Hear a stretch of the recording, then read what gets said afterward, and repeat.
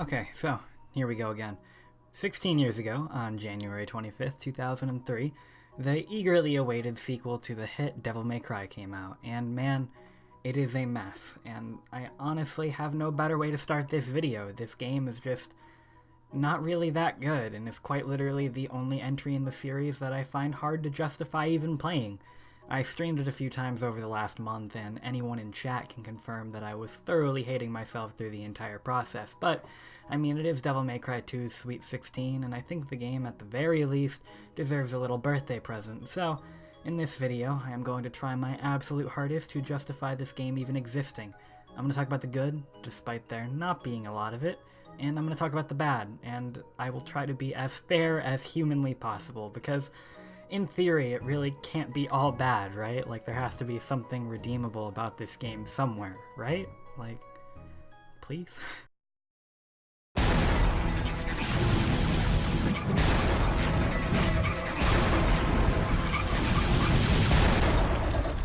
Let's rock, baby.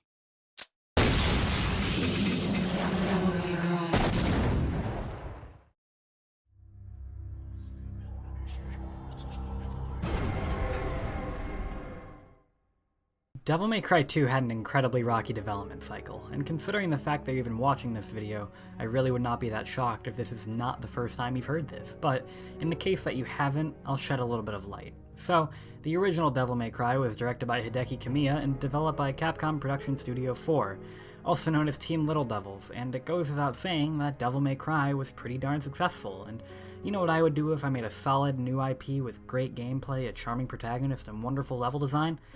Yeah, that's right, just take it all away and hand over the reins of DMC to a director who has still not been named to this day, and a development team who fundamentally did not understand why a devil may cry.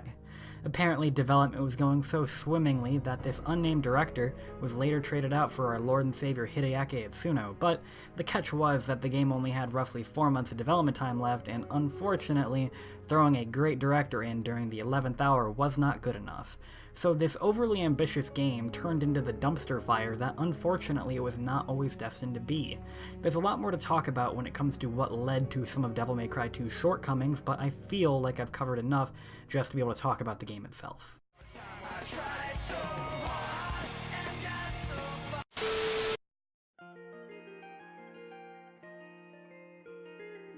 The game opens up to a cutscene that really isn't all that bad. This game actually has some pretty decent animation and graphical quality most of the time. The only thing really holding me back so far is this iteration of Dante. They went for the stoic cool guy archetype, and it almost kind of reminds me of like a spaghetti western lone wanderer. In fact, that's actually exactly what it reminds me of, and I guess that's not definitively bad, I just feel like it's a bit jarring compared to the suave dork Dante that we have in Devil May Cry 1 and all subsequent games that come after this. Even the cover is screaming angst at me, and that's saying a lot coming from a teenager, but it's even worth noting that I know a lot of people love this design for Dante. I guess I'm just not feeling it? I mean, it's not bad, but it's a little strange with the butt cape and the weird Batman arm guard thing he has going on, but I digress. In the opening cutscene, you're also introduced to the second playable character, Lucia, who has her own story route, composed of a few unique levels and a lot of repeats from Dante's campaign. More on that later, though. I actually really do like Lucia's design. I think it's a lot nicer than Dante's for this game, and I think the cell shading on the cape is actually pretty pleasant. This is the first of a few times that we see Dante and Lucia interact with one another, and I'm not gonna lie, most of their meetings in this game are really awkward, and they never really feel like friends or even allies, just, well, acquaintances, and not even really good ones. Dante also does that really dumb trope where he points the gun and Lucia thinks he's aiming at her, but he's aiming at something behind her, and man, this game is a mess. As for when the game actually starts, you begin in the creepy old village that I mentioned in the first video. I'm not going to do an in-depth description of every level in this game, but I feel like talking about Mission 1 in detail can actually sum up a lot of how I feel about this game. Basically, what I'm going to do is, as we progress further into Mission 1, I'm going to talk about how certain aspects reflect over the rest of the game. Right off the bat, it's pretty easy to notice that they're trying to maintain that atmosphere of Mission 1 from the first game, though I really don't think the payoff is nearly as satisfying because the enemy designs are weak in comparison. And with that, we have our first combat encounter, which means it is time to talk about the gameplay of Devil May Cry 2.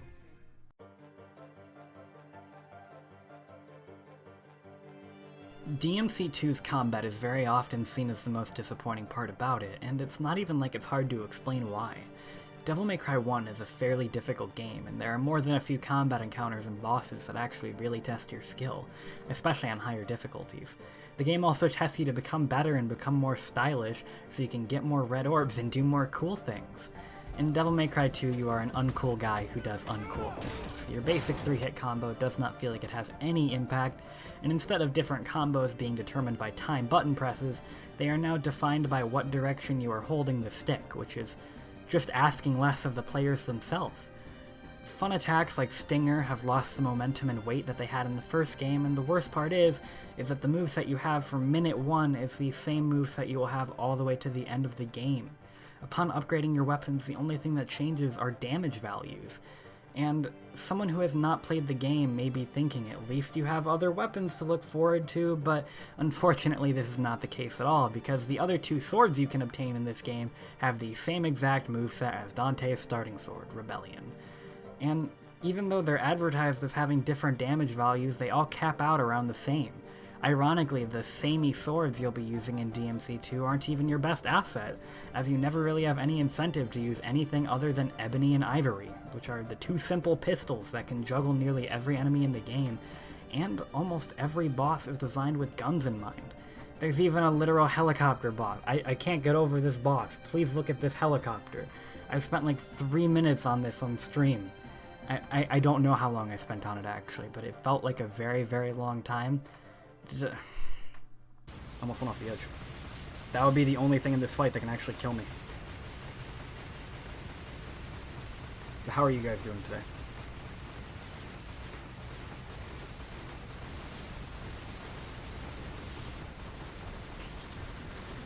This is it. This is the entire fight. There's just never even a reason to get better, or even a need to for that matter, because everything about this game is just so easy. They even made a dedicated dodge button that also makes you run up walls for some reason, and you can even increase the style meter just by dodging. You do not even need to attack your enemies to get an S rank. Just by mashing circle, or even the basic 3-hit combo, you can get such wild style rankings such as D for don't worry, this game is only 2 hours, or C for come on, the next game is good, or A for are you ready to switch games yet? And with that and the guns being broken, it just feels like this game really wants to be The Matrix, or Nightmare on Elm Street, or Tekken. This game just doesn't know what it wants to be, and whatever it does want to be, it definitely isn't Devil May Cry. Whew, okay, jeez. I'm sorry, I need a bit of a break from being so cynical. We'll get back to the first mission later. I'm not gonna say that I like this game, but I promise it is not the worst game that I've ever played. It actually does do a few things pretty well, like the customizable devil trigger mechanics are actually pretty unique. Basically, you get to select a few different amulets that change the way your DT works, including a few different elemental attributes to your attacks, and the ability to change between super speed and the power of flight. Both of these being used a little bit in puzzles, and I feel like it helps the weird pacing that this game's missions usually have. I also think that the designs for Dante and Lucia's Devil Trigger are very, very nice, especially Lucia's, having that very cool, almost angelic look. And I really do sincerely feel that the best thing about Devil May Cry 2 is Lucia. Not her campaign, because I'm not gonna lie, that's pretty bad, but as a character, she's better characterized than Dante, and I really feel that like if Lucia had been in a better game, she would be a lot more loved than she is right now. I also think it's a shame that we're very unlikely to ever see Lucia again. Hi guys, it's Future Editing Die. So, as of yesterday, which was February 6th for me, the DMC canon has officially been changed.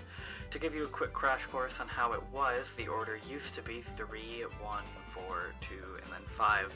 So Lucia could have tangibly existed and potentially appeared in later games, but now the order is 3, 1, 2, 4, 5. So Lucia is now caught in retcon hell, considering that she had no reason to not be in 4, it is extra unlikely for her to ever come back. But who knows, maybe the new Adi Shankar DMC anime will take place between 2 and 4, and she'll die or something, so I don't know, that just sucks. Okay, back to the video, see ya, and rip Lucia, by the way.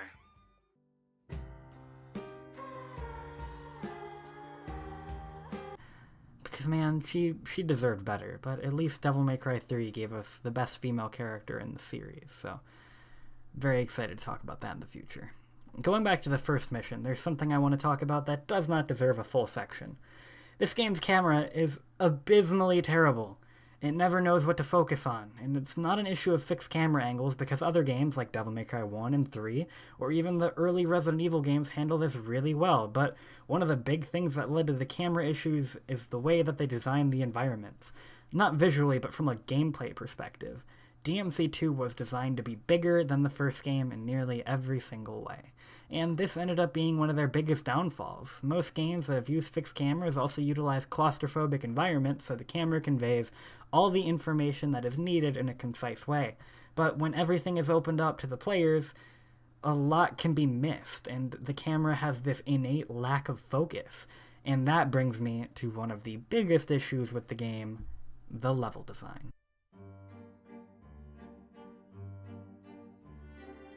Not only are the levels lackluster, but they also have very little tangible connection. We start off in the village from Resident Evil 4, and then we end up in a crypt, so this doesn't seem that far-fetched, that's fine, I get it. And then we end up in a modern-day city for some reason. Again, it may seem like I'm nitpicking for the sake of nitpicking, but get ready for this, okay? So, there's a point in Devil May Cry 2 where Dante has to go fight Mothra and some Vorworms in a hellscape-type area. And it had such little of an idea of how to get Dante to the hellscape that he's just suddenly teleported, for no good reason, via black hole.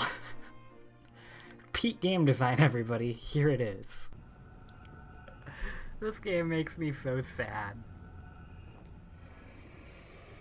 What? Why? What's the purpose? Oh, a boss. Okay. Oh, and it goes without saying that the platforming is terrible, right? Because the platforming is terrible. Like, so bad.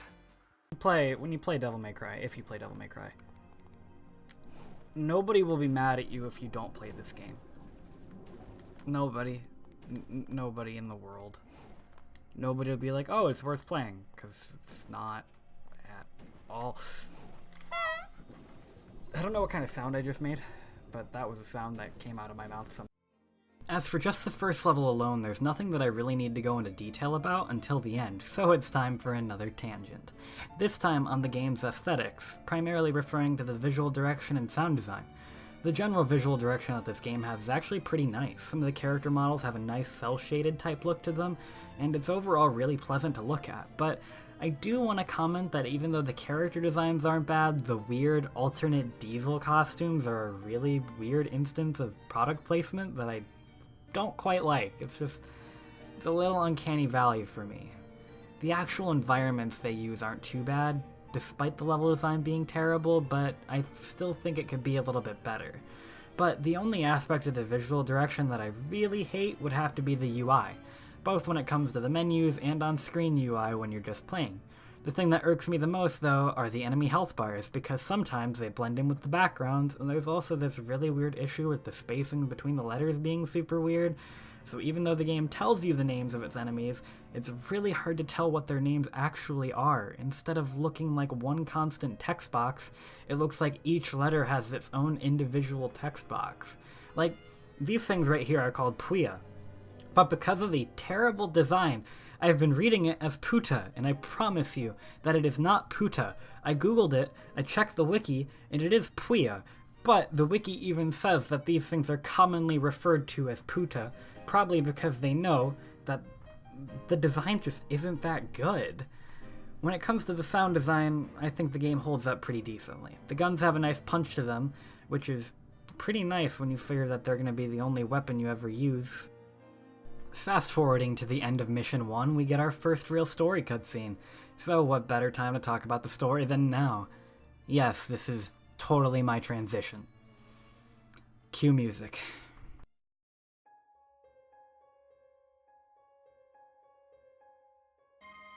Is there a problem? You! Is that the medallia? You switched them? A false coin for a false god.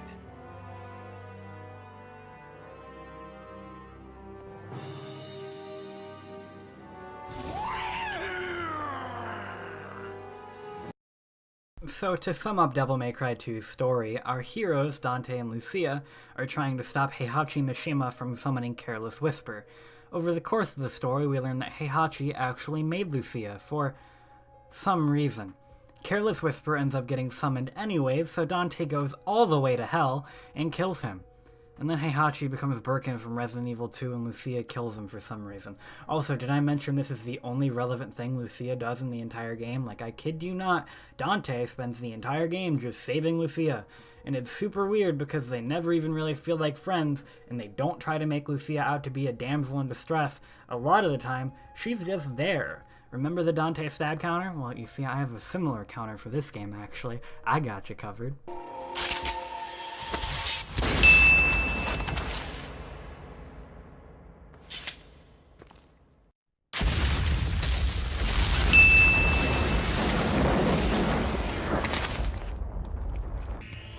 You cannot win. Someone is holding you back.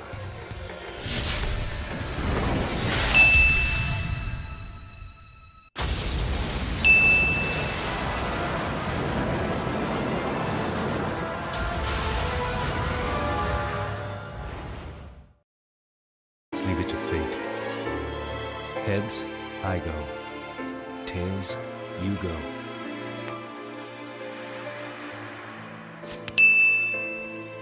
See you around. So yeah, that's kind of a lame missed opportunity, but I'll go further into detail about that when I talk about Lucia's campaign as a whole. Oh, that's now. Oh, okay. Sure, one sec.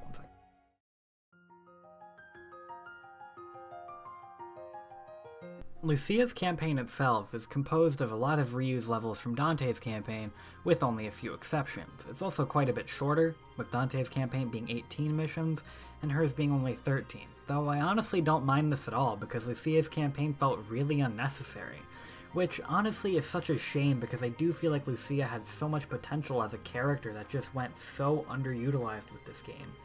The one thing that I find to be great about her campaign is that in her last mission, there is a scene that is the most characteristically Dante thing in the entire game, even including his campaign.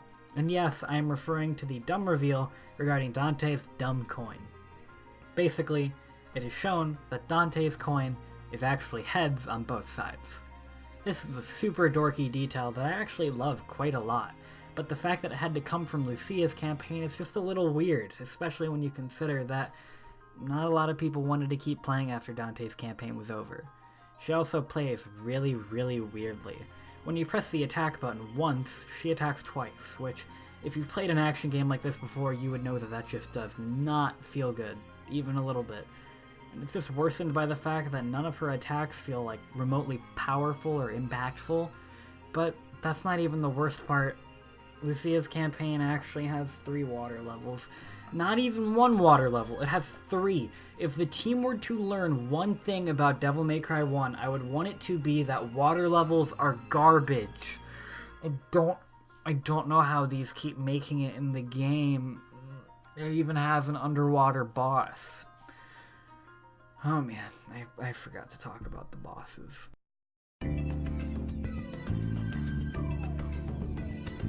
They're all bad. Except for this one. Hey.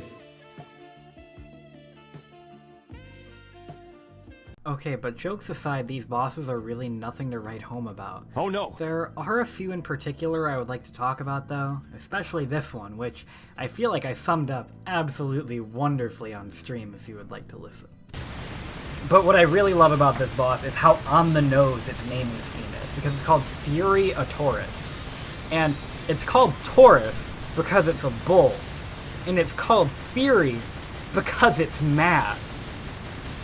We have some big brain names here at Devil May Cry 2. 2 hours later. Is there any incentive to use the sword here? No. Never. Unfortunately, this is one of the more tolerable bosses. A lot of the others are actually painfully bad, like the helicopter I mentioned or this Nightmare on Elm Street looking creep, but none of the offenses are nearly as bad as what I am about to show you. I would like to apologize in advance.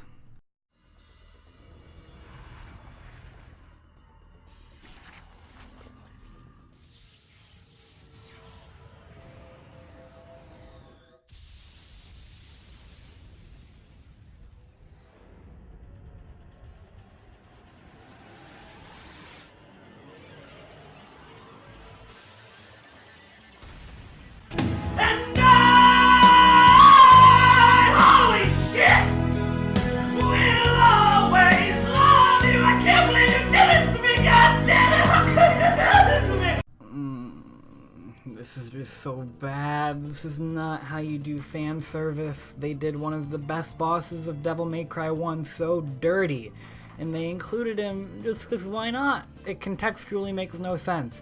I kid you not, before I even started a date with the devil, I wanted to make a video about this specific thing is absolutely terrible. There is nothing redeemable about fan service in this way because it does not achieve anything. It's just a moment of, hey, you remember this guy? Yeah, we sure do. I'm just happy that they didn't do the same thing with Nilo Angelo, although his surrogate figure in this game doesn't make it much better. He's just so lame and doesn't have any personality. Even though Nilo Angelo did not speak an entire word all of DMC1, encounters between he and Dante felt super cool, and you could tell the amount of respect that they had for one another as fighters. The only boss worth mentioning positively in this entire game would have to be the final boss, the Despair Embodied, which, I'm not gonna lie, that kind of sounds like a Kingdom Hearts song, but whatever. But the fact that this boss is the only enjoyable boss, and it comes at the very end, it's just so upsetting, but I'd be lying. I'd be lying if I said that the last 20 minutes of Dante's campaign aren't pretty cool.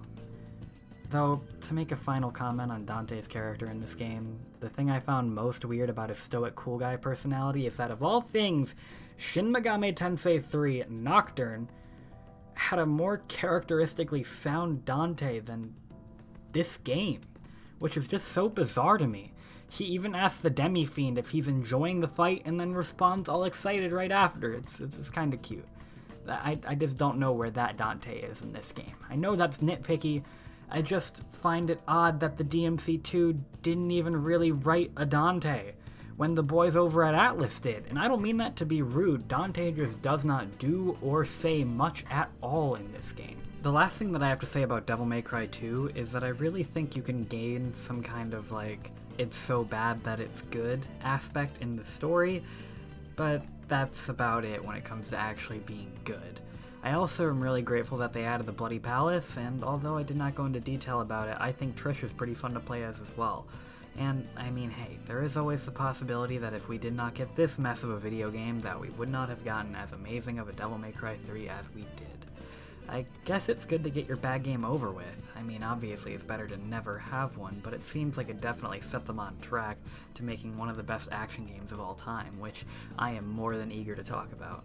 I really hope you all join me next time where I'll be talking about the wonderful Devil May Cry 3, and if you enjoyed, please like or share or criticize me. I really know it's annoying when YouTubers ask for that, but it's greatly helpful, especially for my ego. So, have a great night, everybody. I'm gonna go play some better video games, because I got Resident Evil 2 today. Yeah, let's go all the way to hell.